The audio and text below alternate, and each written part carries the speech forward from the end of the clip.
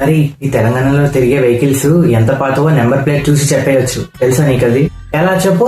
Number plate లో AP అని ఉందనుకో, అదో 10-15 years పాతదని అర్థం. అంటే అప్పట్లో ఏపీ అని ఉండేది కదా.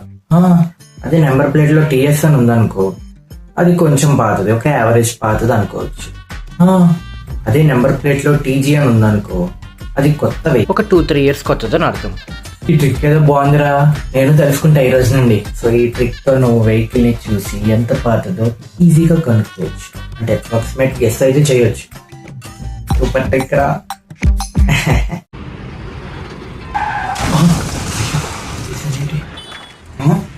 ఏంటరా కార్ ఇలా గుద్దేసా? ఊరు ఎంత పెద్ద సొట్ట పడిందో.